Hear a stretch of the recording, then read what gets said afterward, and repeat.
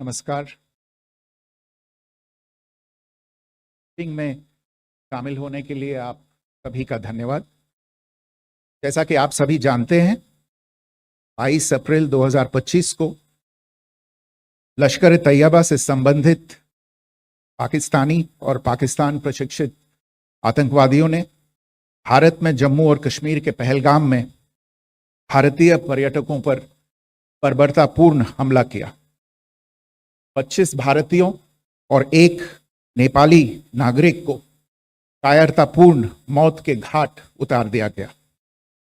मुंबई के 26 नवंबर 2008 के हमलों के बाद यह भारत में हुई किसी आतंकवादी हमले में मारे गए आम नागरिकों की संख्या की दृष्टि से सबसे गंभीर घटना है। पहलगाम का हमला अत्यधिक बर्बरतापूर्ण था, जिसमें वहां मौजूद लोगों को करीब से और उनके परिवारों के सामने सिर पर गोली मारी गई। हत्या के इस तरीके से परिवार के सदस्यों को जानबूझकर आघात पहुंचाया गया। साथ ही उन्हें यह नसीहत भी दी गई कि वे वापस जाकर इस संदेश को पहुंचा दें। यह हमला स्पष्ट रूप से जम्मू और कश्मीर में बहाल हो रही सामान्य स्थिति को बाधित करने के उद्देश्य से किया गया था। चूंकि पर्यटन फिर से अर्थव्यवस्था का मुख्य आधार बन रहा था, इस हमले का मुख्य उद्देश्य इसे प्रतिकूल रूप से प्रभावित करना था। पिछले वर्ष आप सभी जानते हैं, 2.25 करोड़ से अधिक पर्यटक कश्मीर आए थे। इस हमले का मुख्य उद्देश्य इसलिए संभवतः यह था कि इस संघ राज्य क्षेत्र में विकास और प्रगति को नुकसान पहुंचाकर इसे पिछड़ा बनाए रखा जाए और पाकिस्तान से लगातार होने वाले सीमा पार आतंकवाद के लिए उपजाऊ जमीन बनाने में सहायता की जाए। हमले का यह तरीका जम्मू और कश्मीर और शेष राष्ट्र दोनों में सांप्रदायिक दंगे भड़काने के उद्देश्य से भी प्रेरित था। इसका श्रेय सरकार और भारत के सभी नागरिकों को दिया जाना चाहिए कि इन प्रयासों को विफल कर दिया गया। एक समूह ने खुद को रेजिस्टेंस फ्रंट TRF कहते हुए इस हमले की जिम्मेदारी ली है। यह समूह संयुक्त राष्ट्र द्वारा प्रतिबंधित पाकिस्तानी आतंकवादी समूह लश्कर तैयबा से जुड़ा हुआ है। यह उल्लेखनीय है कि भारत ने मई और नवंबर 2024 में संयुक्त राष्ट्र की 1267 कमेटी की सैंक्शंस मॉनिटरिंग टीम को अर्धवार्षिक रिपोर्ट प्रस्तुत की थी, जिसमें TRF के बारे में साफ इनपुट दिए गए थे। इससे पाकिस्तान स्थित आतंकवादी समूहों के लिए कवर के रूप में TRF की भूमिका सामने आई थी।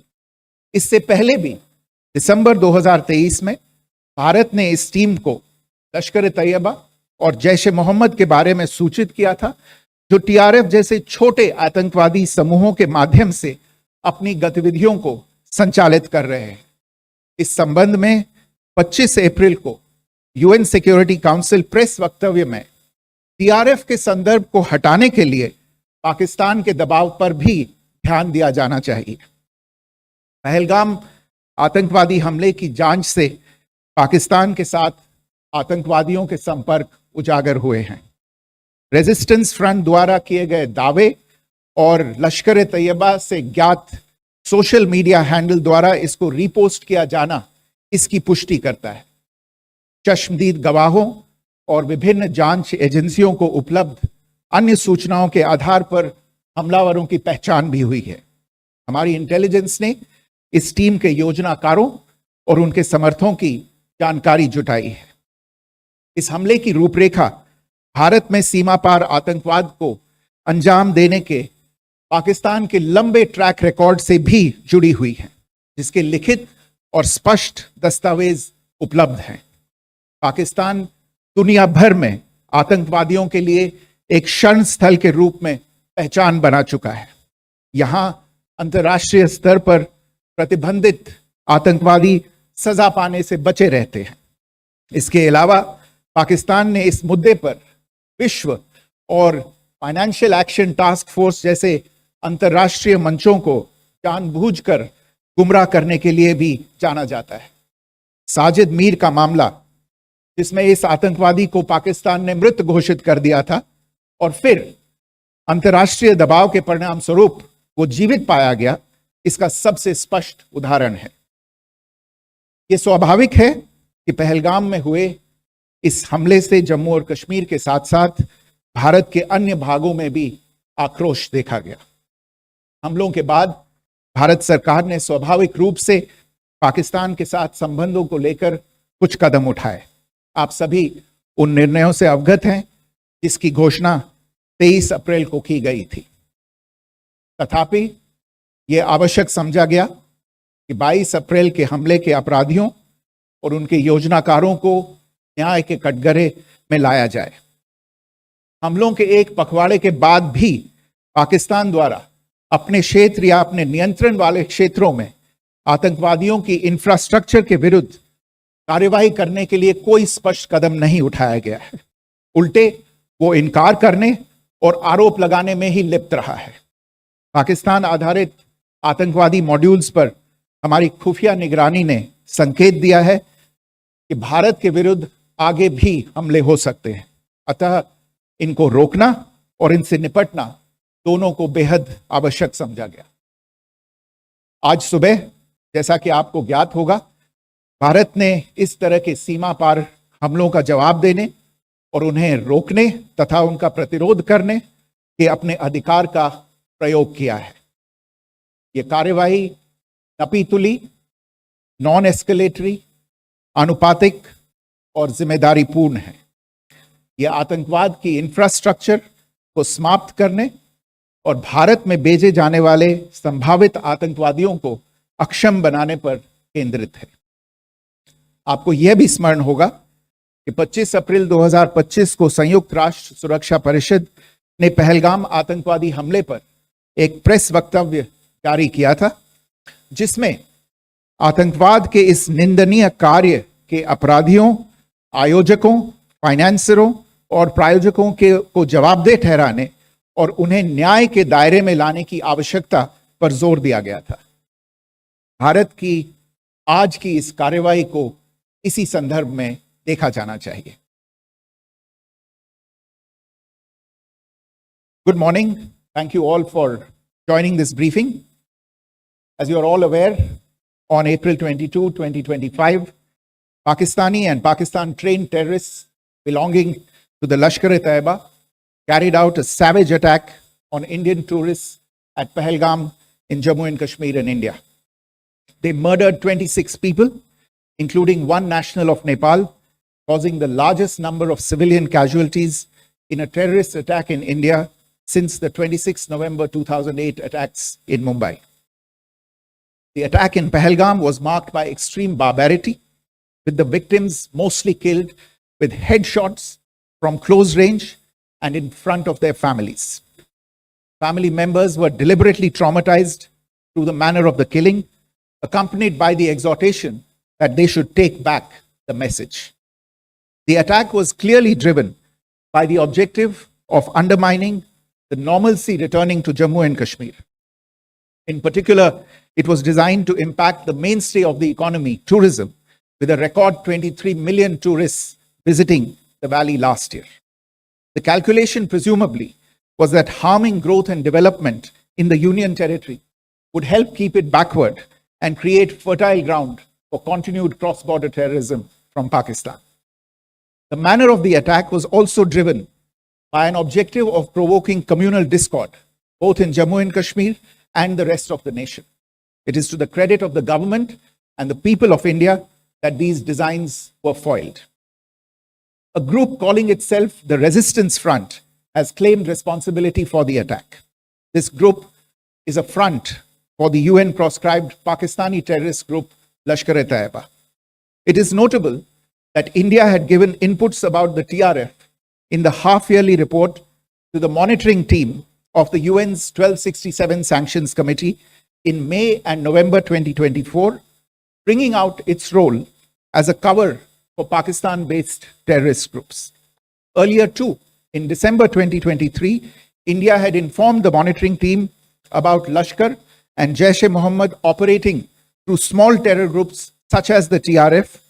Pakistan's pressure to remove references to TRF in the April 25 UN Security Council press statement is notable in this regard.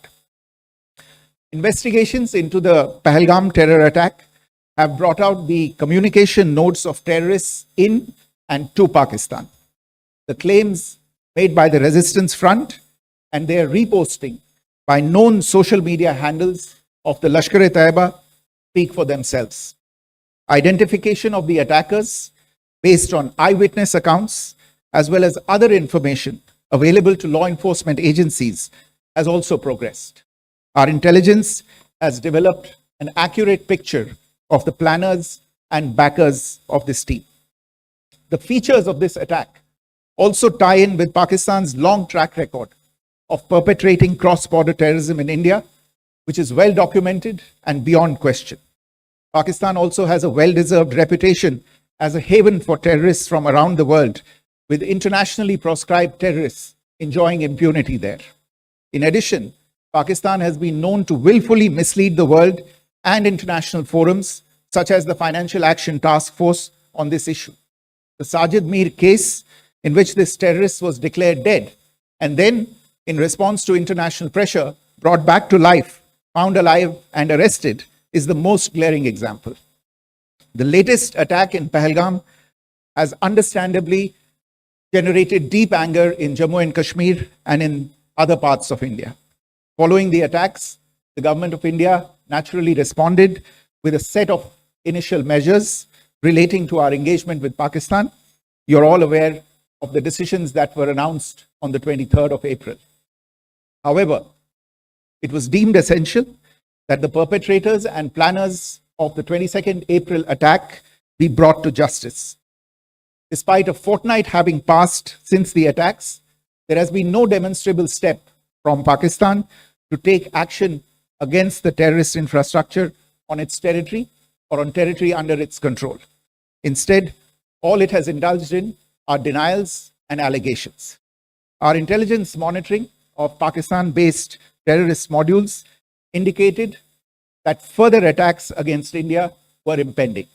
There was thus a compulsion both to deter and to preempt. Earlier this morning, as you would be aware, India exercised its right to respond and preempt as well as deter more such cross-border attacks. These actions were measured, non-escalatory, proportionate, and responsible. They focused on dismantling the terrorist infrastructure and disabling terrorists likely to be sent across to India. You would also recall that the Security Council on 25th April 2025 had issued a press statement on the Pahalgam terror attack, underlining and I quote, the need to hold perpetrators, organizers, financiers, and sponsors of this reprehensible act of terrorism accountable and bring them to justice, unquote. India's latest actions should be seen in this context. Joining me for this briefing on our actions earlier this morning are Colonel Sophia Qureshi and Wing Commander Vyomika Singh. I will request them to share some details regarding Operation Sindoor with all of you.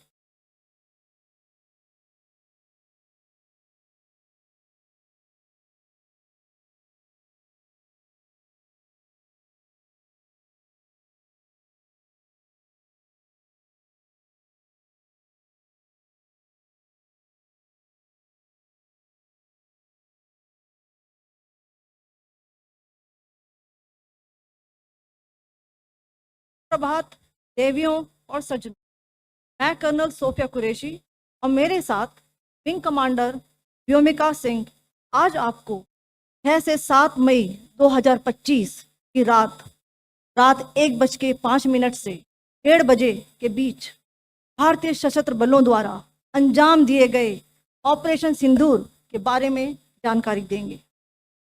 Operation सिंदूर 22 अप्रैल को पहलगाम में हुए विभत्स आतंकवादी हमले के शिकार मासूम नागरिकों व उनके परिवारों को न्याय देने के लिए लॉन्च किया गया था। इस कार्रवाई में 9 टेररिस्ट कैंप्स को टारगेट किया गया और पूरी तरह से इसे बर्बाद किया गया। पाकिस्तान में पिछले 3 दशकों से टेरर इंफ्रास्ट्रक्चर का निर्माण हो रहा है। इसमें recruitment, indoctrination centres, training areas व लॉन्च पैड शामिल थे, जो पाकिस्तान और पाक अधिकृत जम्मू कश्मीर POJK दोनों में फैले हैं। Operation Sindoor was launched by Indian Armed Forces to deliver justice to the victims of Pahalgam terror attack and their families. 9 terrorist camps were targeted and successfully destroyed. Over the last 3 decades, Pakistan has systematically built terror infrastructure. It is a complex web of recruitment and indoctrination centers, training areas for initial and refresher courses, and launch pads for handlers. These camps are located both in Pakistan as well as Pakistan occupied Jammu and Kashmir areas. Some of the well-known training camps are located, as you can see on the screen. They are distributed from Sawai Nala in the north, counting to approximately 21, ending at Bhagalpur to the south. इन लक्ष्यों का चयन विश्वसनीय intelligence सूचनाओं के आधार पर हुआ ताकि आतंक गतिविधियों की रीढ़ तोड़ी जा सके, और यह खास ध्यान दिया गया कि निर्दोष नागरिकों और सिविलियन इंस्टॉलेशन को नुकसान न पहुंचे। The selection of these targets for Operation Sindoor was based on credible intelligence inputs and role of these facilities in perpetrating the terror activities. The locations were so selected to avoid damage to civilian infrastructures and loss of any civilian lives. This was done with due diligence, and the camps selected for targeting and their engagement will now be shown to you one by one. POJK ये targets मैं आपको बताना चाहूंगी। सबसे पहले सवाई नाला camp Muzaffarabad, जो कि POJK के लाइन ऑफ कंट्रोल से 30 किलोमीटर दूर है। यह एक लश्कर तोयबा का ट्रेनिंग सेंटर था।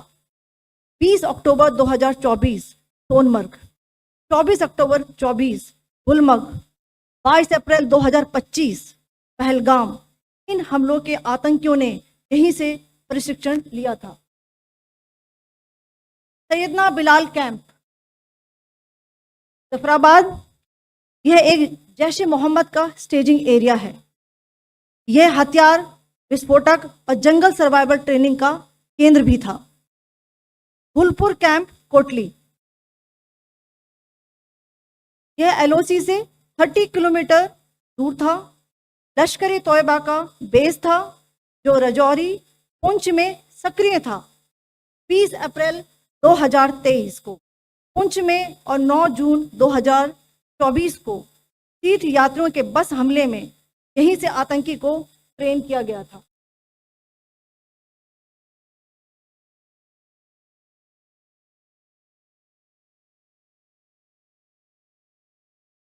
बरनाला कैंप भिंबर ये एलओसी से 9 किलोमीटर दूर है। यहाँ पर हथियार हैंडलिंग, आईईडी व जंगल सर्वाइवल का प्रशिक्षण केंद्र था। अब्बास कैंप कोटली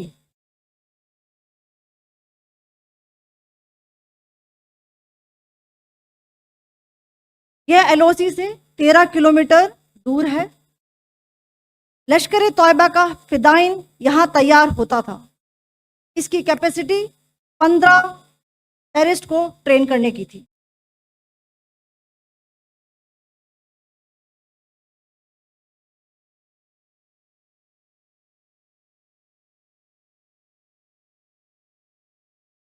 अब मैं पाकिस्तान के अंदर के टारगेट से अवगत कराना चाहूंगी।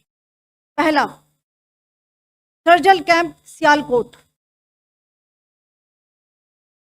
यह अंतर्राष्ट्रीय सीमा से 6 किलोमीटर की दूरी पर है, सांबा कटवा के सामने।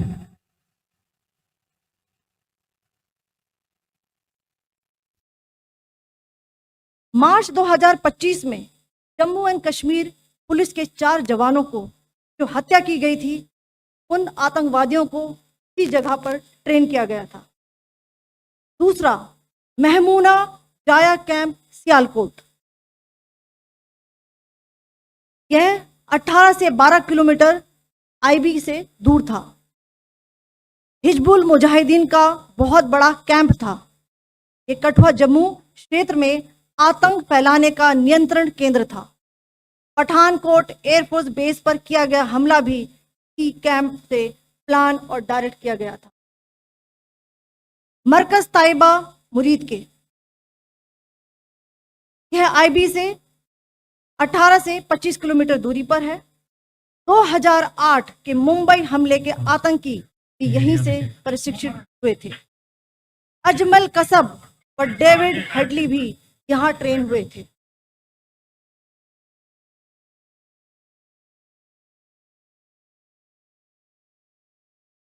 आगे दूसरा आया।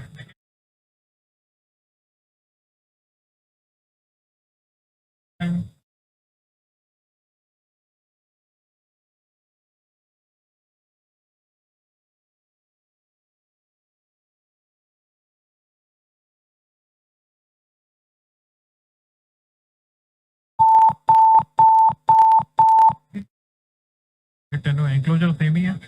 Just hit the target.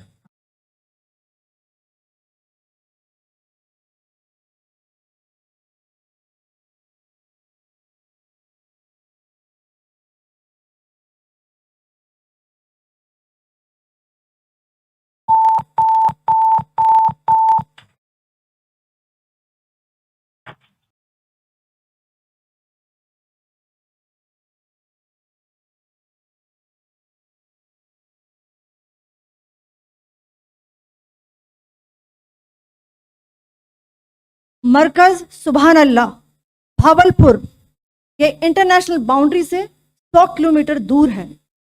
Jaish ए मोहम्मद का मुख्यालय था। यहाँ पर रिक्रूटमेंट, ट्रेनिंग व इंडोक्ट्रिनेशन का केंद्र भी था। शीर्ष आतंकी अक्सर यहाँ आते थे।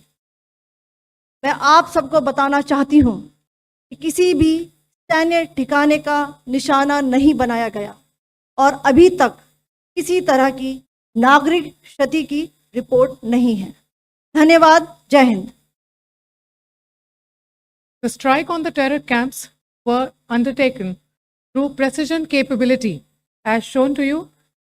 A niche technology weapons with careful selection of warheads was ensured so that there will be no collateral damage. The point of impact in each of the target was a specific building or a group of buildings. All the targets were neutralized with clinical efficiency, and the results reiterate the professionalism of the Indian Armed Forces in the planning and execution of their operations. No military establishments were targeted. India has demonstrated considerable restraint in its response. However, it must be said that the Indian Armed Forces are fully prepared to respond to Pakistani misadventures, if any, that will escalate the situation. Jai Hind, and thank you very much. Ladies and gentlemen, friends in the media, I ask your indulgence today in view of the fact that this is still an evolving situation.